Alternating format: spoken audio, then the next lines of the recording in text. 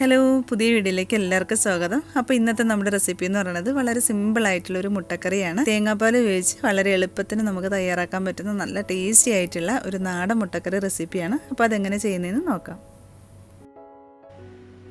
അപ്പോൾ നമ്മുടെ മുട്ടക്കറി റെഡിയാക്കാൻ വേണ്ടിയിട്ട് ഒരു പാൻ വെച്ച് കൊടുത്തിട്ടുണ്ട്. അതിലേക്ക് ഒരു 3 ടേബിൾ സ്പൂൺ വെളിച്ചെണ്ണ ഒഴിച്ച് കൊടുത്തിട്ടുണ്ട്. അപ്പോൾ വെളിച്ചെണ്ണയ്ക്ക് പകരം സൺഫ്ലവർ ഓയിലായാലും മതി. അതിലേക്ക് ഒരു 1/2 ടീസ്പൂൺ കടുക് ഇട്ട് കൊടുക്കാം.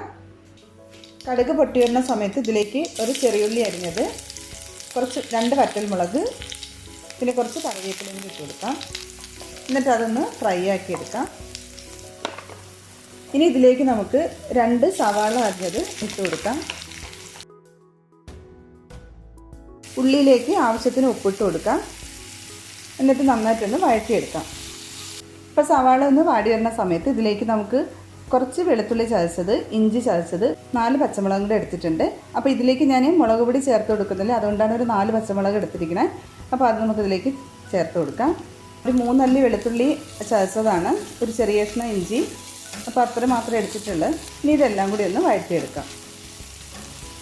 അപ്പോൾ എല്ലാം ഒന്ന് വഴറ്റി വരുന്ന സമയത്ത് ഇതിലേക്ക് നമുക്ക് പൊടികൾ ചേർത്ത് കൊടുക്കാം. 1/2 ടീസ്പൂൺ മഞ്ഞൾപ്പൊടി, 1/2 ടീസ്പൂൺ മല്ലിപ്പൊടി. മല്ലിപ്പൊടിയും മഞ്ഞൾപ്പൊടിയും മാത്രമേ ചേർക്കുന്നുള്ളൂ, അതുകൊണ്ടാണ് പച്ചമുളക് ഒരു 4 എടുത്തിട്ടുള്ളത്. അപ്പോൾ നിങ്ങളുടെ എരിവിനനുസരിച്ച് പച്ചമുളക് കൂട്ടോ കുറയ്ക്കുകയൊക്കെ ചെയ്യാം. പിന്നെ ഇതിലേക്ക് 1/2 ടീസ്പൂൺ കുരുമുളക് ചേർത്ത് കൊടുക്കുന്നുണ്ട്. എന്നിട്ട് എല്ലാം കൂടി നന്നായിട്ടൊന്ന് മിക്സ് ചെയ്ത് കൊടുക്കാം. അതിനുശേഷം നമുക്കിതിലേക്ക് ഒരു തക്കാളി ചെറുതായിട്ട് അരിഞ്ഞെടുത്തതാണ്, അപ്പോൾ അത് ചേർത്ത് കൊടുക്കാം.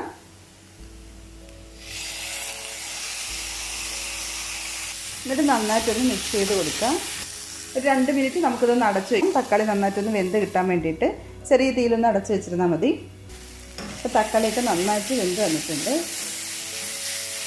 ഇനി നമുക്കിതിലേക്ക് തേങ്ങാപ്പാൽ ഒഴിച്ചു കൊടുക്കാം. അത്യാവശ്യം കട്ടിയുള്ള 1.5 ഗ്ലാസ് പാലാണ് ഞാൻ എടുത്തിരിക്കുന്നത്. ഞാനിവിടെ കോക്കനട്ട് പൗഡറാണ് ഉപയോഗിച്ചിരിക്കുന്നത്. 1.5 ഗ്ലാസ്സാണ് ഞാൻ ഇവിടെ ചേർത്ത് കൊടുക്കുന്നത്. പാല് ചേർത്ത് കൊടുത്തിട്ട് നന്നായിട്ടൊന്ന് മിക്സ് ചെയ്ത് കൊടുക്കാം. തീ വളരെ കുറച്ച് വെച്ചാൽ മതി, ഒരുപാട് തീ ഇട്ട് കൊടുക്കണ്ട.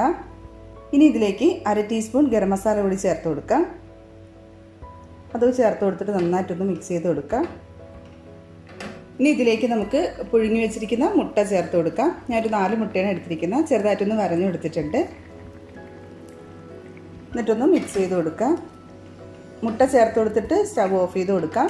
അപ്പോൾ നമ്മുടെ ഈസി ആയിട്ടുള്ള തേങ്ങാപ്പാൽ മുട്ടക്കറി റെഡി ആയിട്ടുണ്ട്. ഇനി നമുക്കൊരു ബൗളിലേക്ക് മാറ്റാം. അപ്പോൾ എല്ലാവരും തയ്യാറാക്കി നോക്കുക. വളരെ എളുപ്പത്തിന് നമുക്ക് തയ്യാറാക്കാൻ പറ്റും നല്ല ടേസ്റ്റി ആയിട്ടുള്ള ഒരു മുട്ടക്കറിയാണ്. പെട്ടെന്ന് തന്നെ റെഡിയാക്കി എടുക്കാൻ പറ്റും. അപ്പോൾ തീർച്ചയായിട്ടും വീഡിയോ ഇഷ്ടമായെന്നുണ്ടെങ്കിൽ നിങ്ങൾ ലൈക്ക് ചെയ്യാനും ഷെയർ ചെയ്യാനും കമൻറ്റ് ചെയ്യാനൊന്നും മറക്കരുത്. അപ്പോൾ പുതിയ നല്ല റെസിപ്പി ആയിട്ട് നമുക്ക് വീണ്ടും കാണാം. താങ്ക്